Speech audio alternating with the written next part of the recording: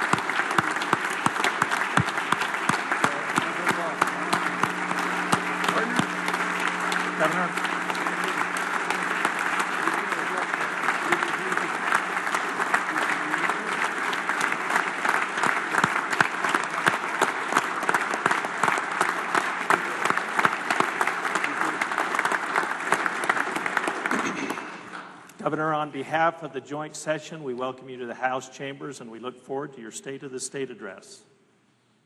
Thank you. The rostrum's yours. You may take your seats. As you were.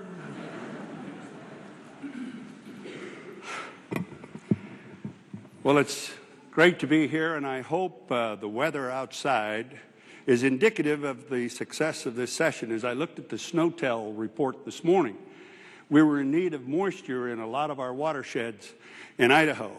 And I consider it an omen that if God will help us with this in our watershed, He certainly ought to help us all in our endeavors here for the rest of the day, for the rest of the year.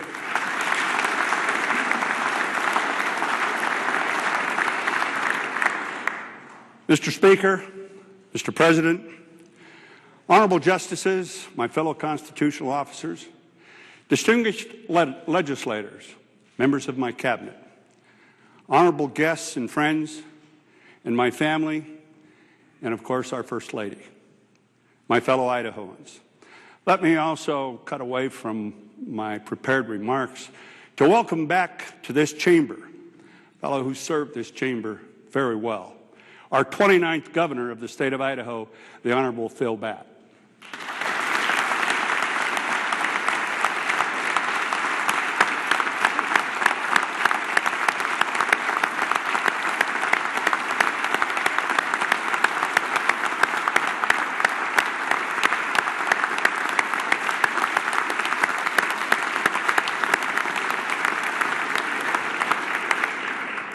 Governor Batt always used to complain about standing ovations until one time we didn't stand to give him an ovation. Then he complained about our disrespect. Philip, my friend, it's good to have you. Good to have you back. Let me also welcome our TV audience.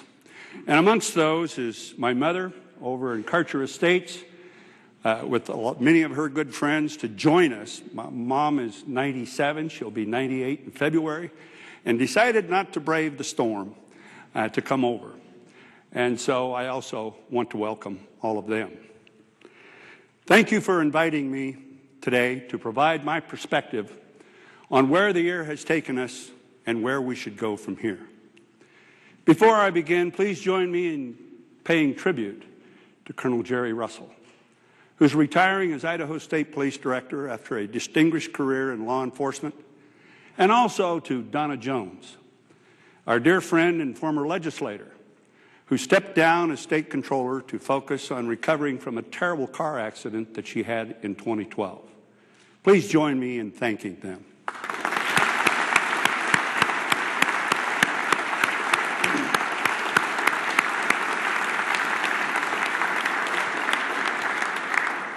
They have my sincere thanks and deep regard for their years of dedicated service to the people of Idaho. I also want to congratulate all the members of the 62nd Idaho Legislature on your election. Thank you for your public service. It's an honorable pursuit, and I appreciate your willingness to take it on. My congratulations as well to the legislature's newly elected leadership teams, House and Senate, Republican and Democrat.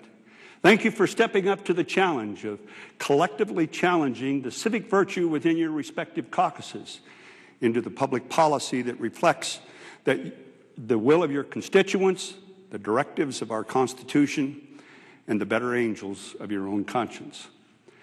As many of you know, March 4th of this year, 2013, marks the 150th anniversary of Idaho officially becoming a U.S. territory.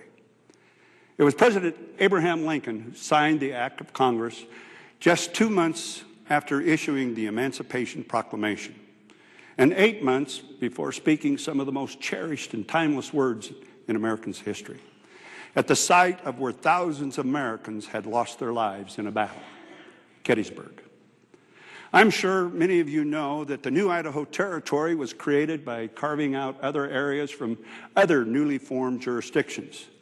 That made up a geographic hybrid, and in a wartime wilderness, Idaho was left to create its own identity and find its own way forward. It was the birth of Idaho's fierce independence and steadfast commitment to individual liberty that remains the defining qualities of our state and our people today. Now most of us live in relative comfort and plenty. The frontier has been tamed and the deserts abloom, and our state and the world seemingly filled with marvels that our pioneer forefathers never imagined. But the search of our own identity and the way forward continues. So Idaho is a work in progress, and what's past is prologue. No less today than in 1863, and in many ways more than ever, we citizens of Idaho have the opportunity and indeed the obligation to chart a path forward reflecting our independence, our self-reliance, and our love of liberty. We are the products of that new birth of freedom that Lincoln proclaimed at Gettysburg, and today I'd like to talk with you about how we use that freedom to advance our shared goals and our values. Now that involves thinking about public policy and the proper role of government in terms of the next generation, not just the next election, in order to build a more responsible and sustainable and inclusive future for all. We all want an Idaho where government wisely uses the people's resources to provide for the public services and the infrastructure that's needed for our citizens' safety, their health, and their security. We all want an Idaho where government encourages the creation of career opportunities and ensures citizens can prepare for those careers right here at home. We all want an Idaho where government works fairly and effectively to improve public efficiency, transparency, and what the founders called the general welfare of the people. And we all want an Idaho where government promotes and protects equal justice under the law, while carefully, consistently, and fiercely safeguarding individual private property and private rights guaranteed by the Constitution. And as other institutions and states and nations struggle and often fail to find fiscal balance, we all understand that our responsibilities must be met within the people's means. I hope that you share my commitment to ensuring that our state government never grows as fast as our economy grows and the people's ability to pay for it.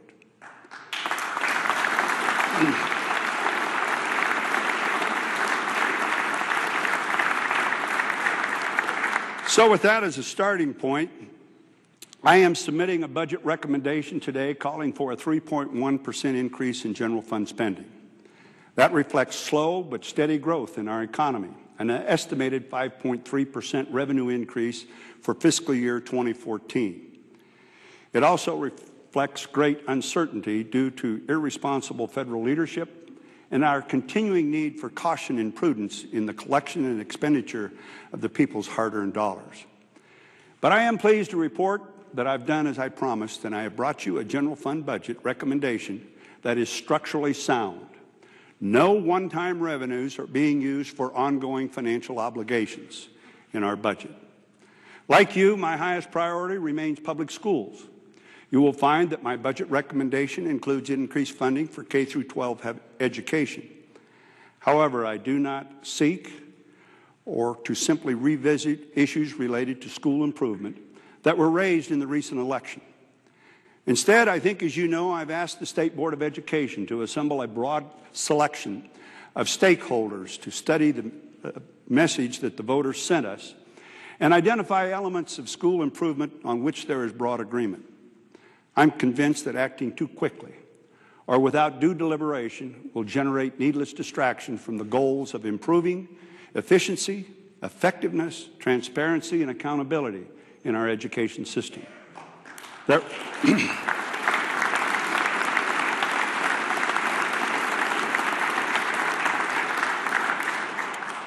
There was no electoral mandate for the changes that we proposed on November 6th, but I heard no clarion call for the status quo either. What I heard was dissatisfaction with the process and a plea for more collaborative leadership. We must respond with appropriate sensitivity and care. Let me say it again. I am neither calling for nor expecting major school improvement measures this year. But I believe there are areas in which we can make progress, and I encourage you and all citizens to engage in that public discussion. It's our very best chance to strengthen the foundation of our future.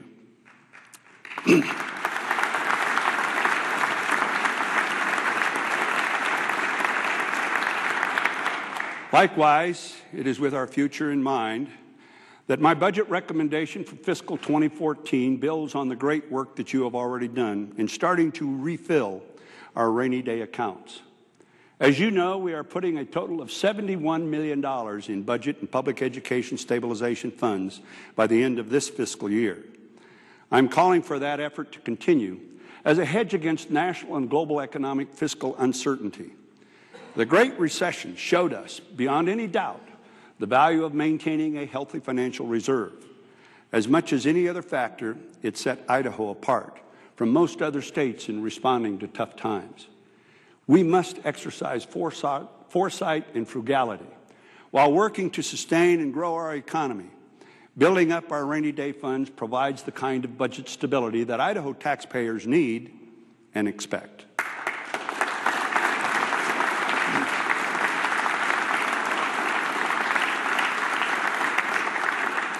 Budget stability and fiscal responsibility are the key parts of our state efforts to promote economic development and job creation. They are essential to enabling existing businesses to grow and new enterprises to make their home here, as well as advancing the kind of public-private partnerships that will be an increasing part of America's 21st century social dynamic. Neither government nor business alone can provide all the ingredients necessary for progress. We must leverage our limited resources toward realizing unlimited opportunities together. That's the great idea behind the iGEM, the Idaho Global Entrepreneurial Mission, which you created last year.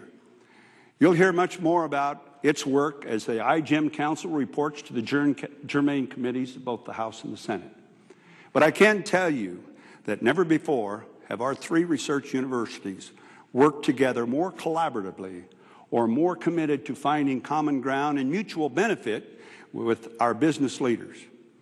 Together with the Idaho National Laboratory and the Center for Advanced Energy Studies, and given time and our sustained support, they will nurture a rising tide of economic activity that will lift all our boats. Meanwhile, Director Jeff Sayer, Labor Director Roger Madsen, and the State Board of Education, our universities and our community colleges are preparing our workforce, encouraging our employers, and putting the right policies and programs in place for a more prosperous Idaho. At North Idaho College, let me rephrase that. I read that right off the board like it was. At Northern Idaho College, for those of you in the room from North Idaho, our new president, Joe Dunlap, is using a $3 million federal grant to create an aerospace center in Coeur d'Alene to meet the workforce demands of a growing industry in the Panhandle. It's a watershed event for that region and for us. Such employers as Empire Aerospace, Tamarack Aerospace, and Quest Aircraft are building a critical mass of manufacturing, service, and support operations. Growing a highly skilled Northern Idaho workforce will advance that process. at the College of Western Idaho. Bert Glandon, President Bert Glandon, working with the Idaho Technology Council on developing an industry-certified software development program to help address a chronic shortage of qualified workers for the growing technology sector right here in the Treasure Valley. At CWI, also recently opened an impressive professional technical education center in Nampa to help meet the rapidly expanding employer and student needs. At the College of Southern Idaho in Twin Falls, new and growing businesses like Chobani and Glanbia have President Jerry Beck working to accommodate the workforce needs of the Magic Valley's rapidly expanding value-added industry by building an $8.5 million applied technology and innovation center. I would be remiss today if I failed to extend my gratitude and my appreciation to the J.A. and Catherine Albertson Foundation for its continued generous efforts in financial support of Idaho's education. As you know,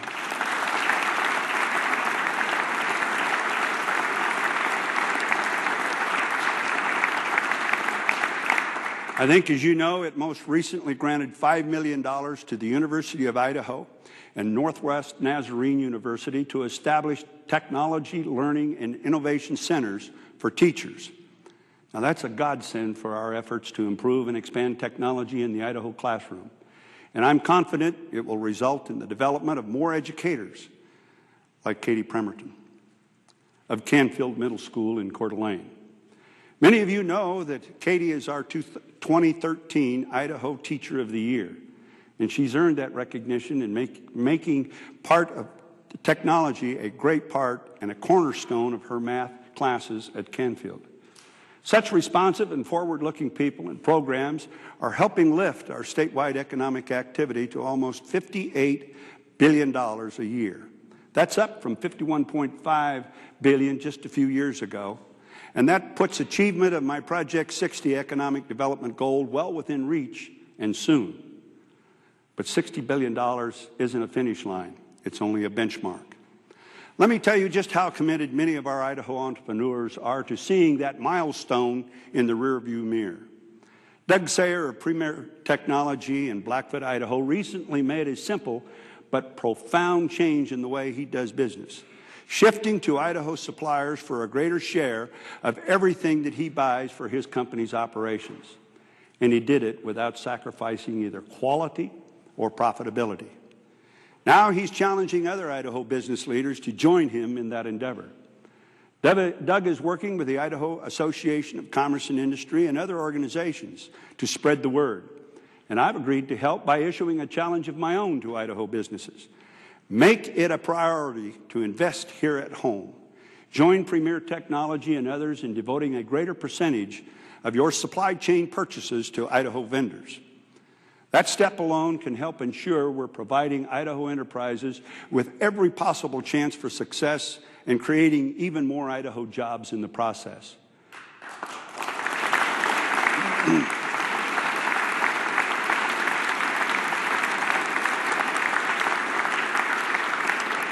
This goes well beyond the Buy Idaho organization that's still flourishing more than 25 years after I helped start it.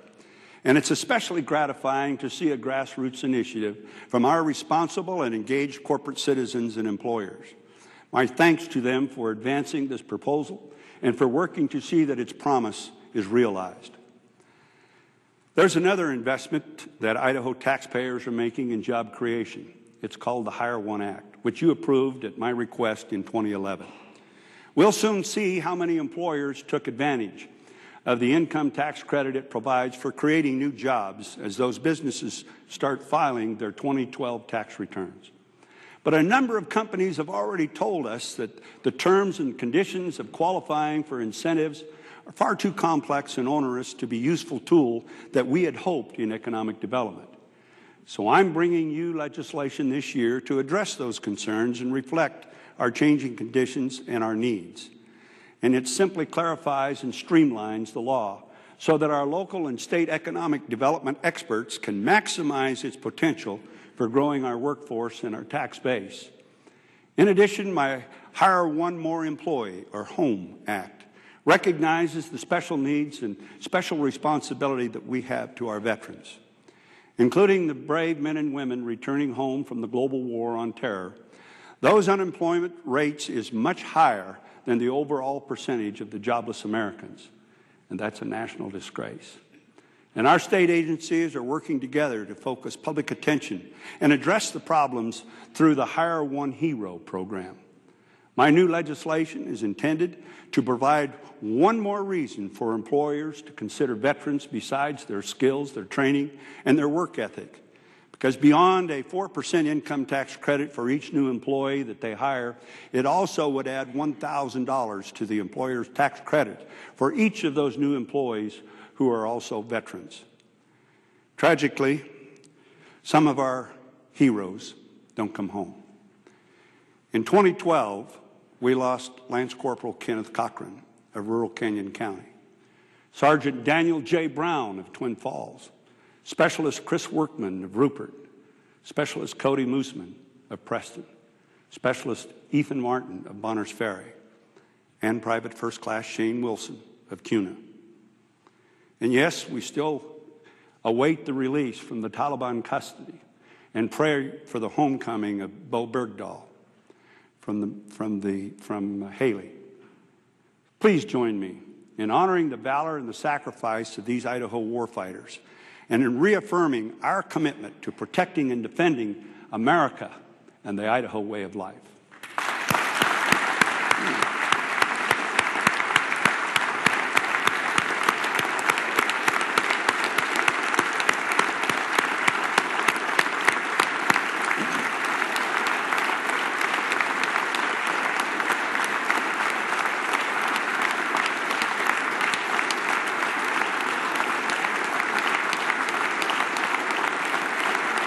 Thank you. Thank you.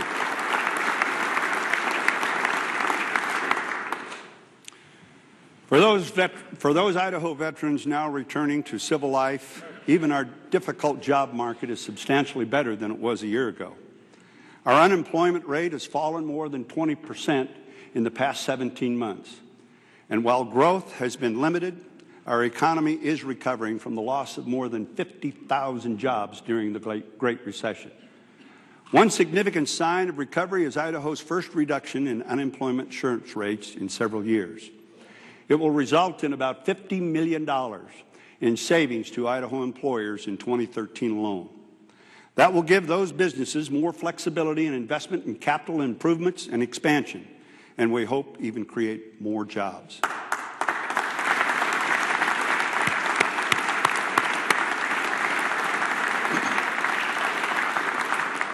Career and economic growth opportunities are also at the heart of the work being done by my leadership group in nuclear energy. Contrary to what you might see in the news, it is not working about making Idaho the nation's nuclear dumping ground.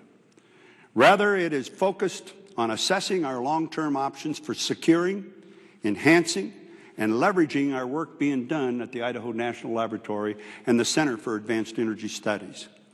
To do otherwise ignores the existing impact and the enormous untapped potential of those operations and their private sector spinoffs, not just in eastern Idaho, but throughout our state and throughout this entire Northwest region.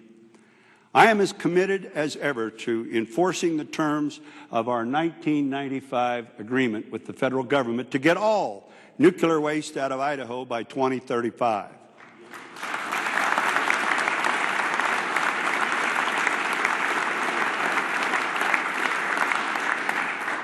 But the Yucca Mountain facility in Nevada may never open, leaving fulfillment of the agreement at the mercy of the Fed's failure to secure a permanent waste repository.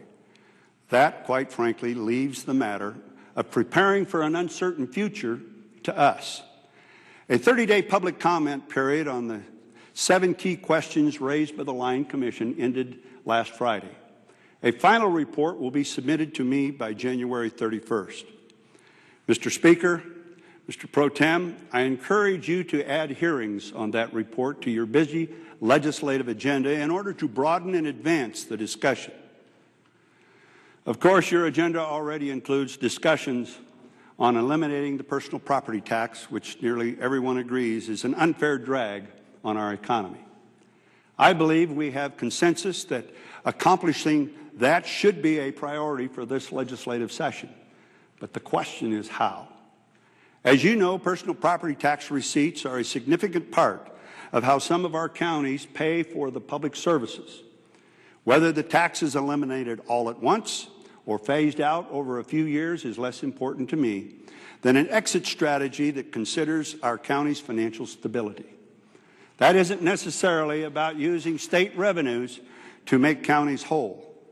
In fact, my preference is for granting local option taxing authority that will enable county voters to decide for themselves how to address their most pressing needs. However, I also have set aside $20 million in my budget for easing county transition. I look forward to hearing your debate and your considering the alternatives which you offer.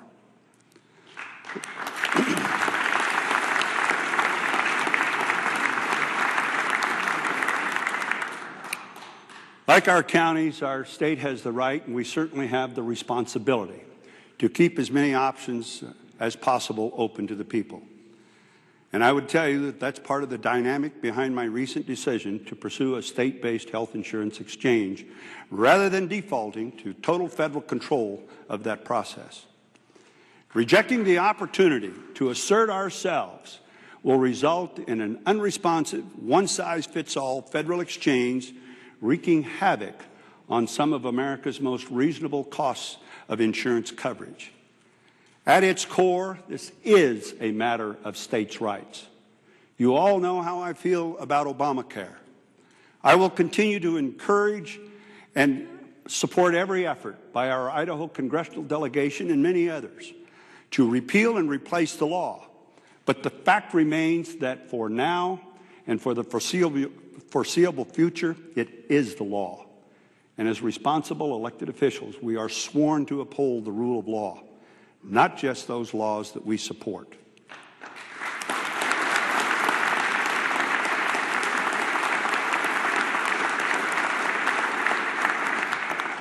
So I urge you to look beyond the important work of changing a misguided federal law to the essential task at hand for those of us in this chamber today, preserving for Idaho citizens the option of having a voice in how one element of that law is implemented. So I will soon be introducing legislation affirming my decision. But my door is open to discussing the challenges and our shared frustrations. And the Department of Insurance Director, Bill Deal, is ready to answer your questions and explain the process. I'm grateful to Bill and for the working group that he led on this issue that included Senator John Getty and Representatives John Rushi and Lynn Luker. The other Obamacare provision I wanted to address briefly today is Medicaid. As you know, the U.S. Supreme Court exempted states from the mandate to expand Medicaid eligibility to more low-income adults. But that leaves us with both a question and an opportunity. What will federal Medicaid changes mean for our own catastrophic health care, or our CAT fund? And is there a better way forward for Idaho? Health and Welfare Director Dick Armstrong led a Medicaid working group that I assembled last summer that included Representative Fred Woods, Senator Patty Ann Lodge, and Senator Dan Schmidt. Now, they did a great job of analyzing this sensitive issue and developing a thoughtful recommendation. It sets some very specific and significant conditions on expanding coverage for the working poor in Idaho. They included a greater focus on personal accountability and steps for encouraging preventative measures and healthy behaviors. In addition, the working group called for basing incentives for Medicaid reimbursements not on the number of patients a provider sees, but rather on how successfully they keep people healthy. As you'll hear in a moment, we have some pretty good ideas about that kind of managed care model. But there's a lot more work to do, and we face no immediate federal deadline. We have time to do it and to do it right. And there's a broad agreement that the existing Medicaid program is broken. So I'm seeking no expansion of those benefits. Instead, I'm asking Director Armstrong to lead an effort to flesh out a plan for changing Idaho's entire system with an eye toward the potential cost and savings and the economic impact that it could have. I hope to return in 2014 with specific proposals based on that work, and I encourage all Idahoans to get involved with this process. Now, putting aside our federal challenges, I'd like to update you on what the state of Idaho is doing to help achieve our own goals of more affordable, accessible health care for all our citizens. First, here are some scary numbers. Idaho has the 6th oldest physician workforce in America, and we are 49th in the nation for doctors per capita. That's a formula for trouble unless we step up our efforts to get beyond the 20 medical school seats available for Idaho students each year. That's the same number available to us in 1972 when Idaho's population was half of the 1.5 million people we have here today. You'll find in my budget recommendation 2 proposals for improvement. One would fund rural rotation training for each of the 24 participants in the internal medicine medical residency program at the Boise VA Medical Center. The federal government pays for the students' costs and other aspects of the program, but not rural rotation. We know the internal medicine residency graduates are twice as likely to practice primary health care if they have a rural training experience. In fact, a recent national study found that rural training is the only kind of residency program that increases the number of new physicians entering the primary care field. Besides giving us a better chance of keeping those doctors in Idaho after their residency, the rural training program itself provides direct care to more than 25,000 Idaho citizens, including 1,500 Idaho National Guard members who returned from deployment a little over a year ago. My second budget recommendation calls for funding 5 additional seats in the WWAMI Collaborative Medical School program at the University of Washington. Those extra seats would go to students in the Targeted Rural and Underserved Track, or the TRUST program, designed to turn more Idaho students into Idaho physicians.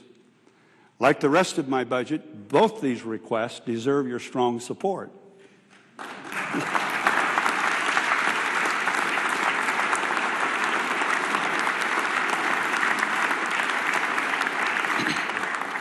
Before I leave the topic of health care, let me tell you about a little program for which there is no general fund request, but which could have a major impact on how we administer Medicaid in the years to come. It's called the Idaho Medical Home Collaborative, and it was established by my executive order in September of 2010 to implement a patient-centered model of care. That involves improving accountability by building personal relationships between the medical home physicians and their patients, a new approach to the old-fashioned idea of making healthcare decisions a more personal process. Starting this month, 23 organizations will participate in a pilot program involving 290,000 patients. It will test medical home theory in urban and rural areas and in medical practices, both large and small. All 3 of Idaho's private health insurers are participating, as well as Medicaid. I look forward to watching the progress of our Medical Home Collaborative in improving care and holding down costs for Idaho patients. There's another population of Idahoans for whom care is a matter of public safety. We all saw just a few weeks ago the terrible impact on a community and on a nation when mental illness leads to tragedy. Cost is just one of the enormous barriers to effectively addressing the challenges of protecting the public from those whose illness leads to them to commit unspeakable acts. Those challenges deserve our earnest discussion, but we must also act where and how we can to reduce the risk. More than a quarter of the inmates in our state prison system have some level of mental illness.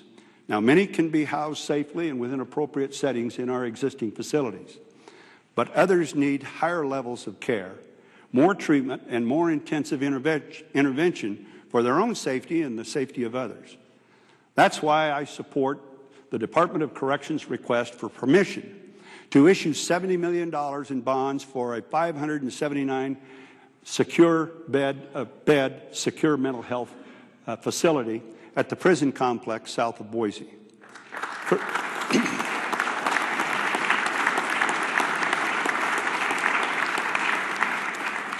Corrections Director Rinke has discussed this proposal with some of you and now stands ready to make his case for authorizing the previous request, which you approved, to build a much smaller facility, however, at the same cost. No one likes spending money on prisons or inmates, but public safety is increasingly compromised by our inability to provide secure housing and appropriate treatment for mentally ill offenders. So I appreciate your careful, considered attention to helping us avoid more costly measures being imposed on us by the federal courts.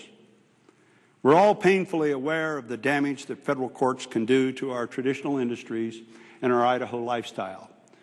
We need look no further than the Endangered Species Act to see the essential conflict between federal and state priorities, especially when it comes to our natural resources.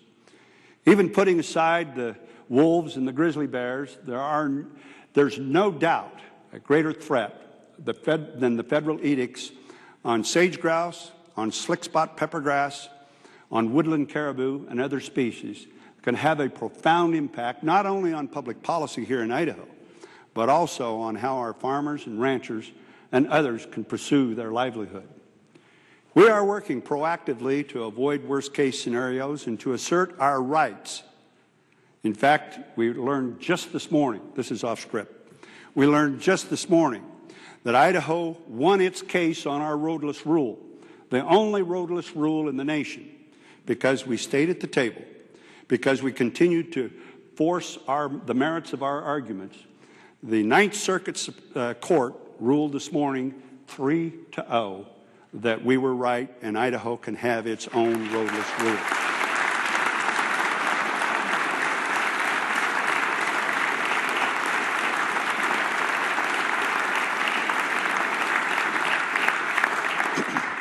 Just this past year, we reaped the whirlwind sown by federal neglect and mismanagement of our public lands. Wildfire suppression costs alone approach $250 million, not counting huge impacts on the environment, the public health, property, and the unrealized benefits of a healthy, actively managed forest and rangelands. Then there was Ann Viseth, a 20-year-old Lewis and Clark State College student from Moscow. Ann was killed in August while working as a seasonal wildfire firefighter for the U.S. Forest Service in Clearwater County. We owe her and thousands like her a fighting chance while protecting our forests and our rangeland. And that's why my budget asks for and includes a $400,000 request to help create more volunteer fire protection associations like the one formed by Mountain Home area ranchers last summer.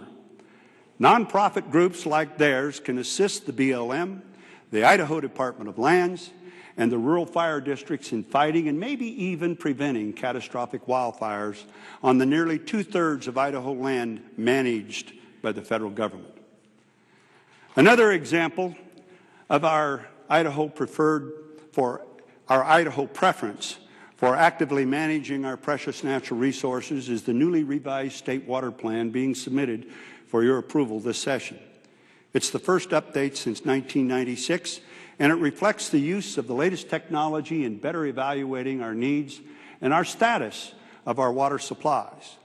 Just as importantly, for the first time, the plan is about more than just our goals. It also includes strategies and milestones for executing our management policies and evaluating their effectiveness. It goes to the very heart of the data-driven policy making that I've been promoting throughout my administration. And my thanks go to the Water Resources Director, Gary Spackman, members of the Water Resources Board, and the water users community for the public and the public at large for participating in the important work. It will help guide how we use, protect, and replenish our water supplies for a more sustainable future. Of course, our best chance for sustaining our Idaho way of life is an engaged public. During the past year, I've conducted Capitals for a Day in communities throughout Idaho. From Nordman to Victor and from Ashton to Fruitland, I've met with hundreds of individual citizens of every age, education, occupation, and political view, including many of you legislators, and I thank you for participating in those community forums. What all of the people I've met at Capital for a Day have in common, and what they share, and what they shared with us, and with us in this chamber, are civic virtue and a deep commitment to retaining and building on what is great about Idaho. That greatness plays out not only in what makes the headlines or the evening news, and certainly not only in what we do here, but more importantly and more fundamentally in what our people do in their own lives and communities. I was proud to note that Idaho was recently ranked second only to our neighbor in Utah for the rate at which our citizens volunteer to uplift and improve the lives of others. More than a third of us gave of ourselves in 2011, and we as a state contributed an estimated $1.4 billion worth of service. I'm confident that level of personal philanthropy will continue and grew in 2012, and that we keep paying it forward in 2013 and beyond, because volunteering and taking care of our own is in our DNA. It's who...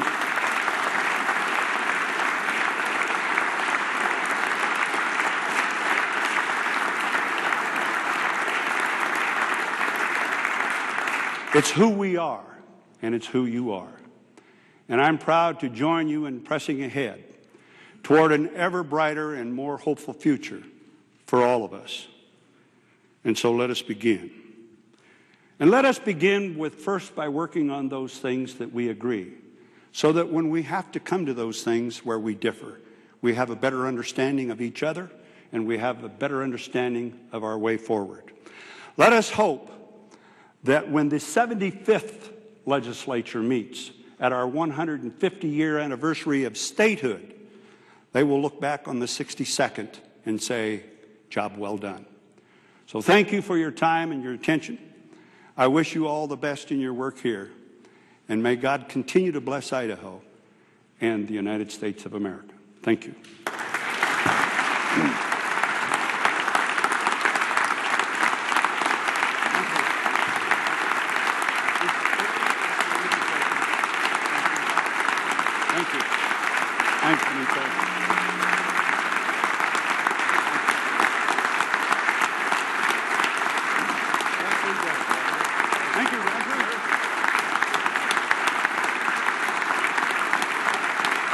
Thank you.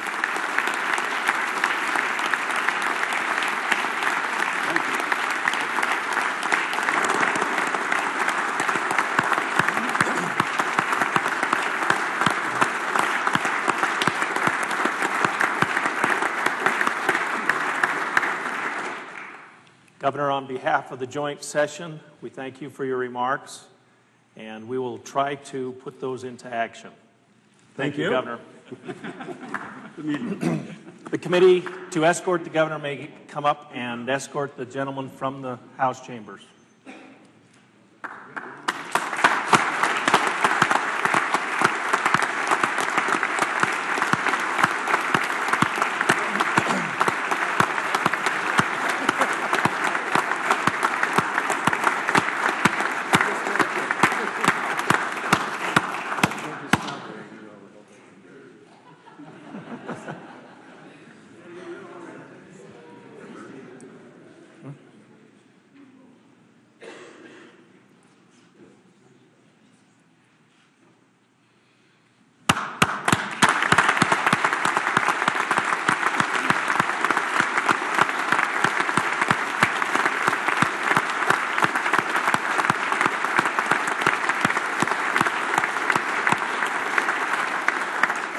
Will the committee please come forward to escort the Supreme Court justices and the appellate court judges from the chamber?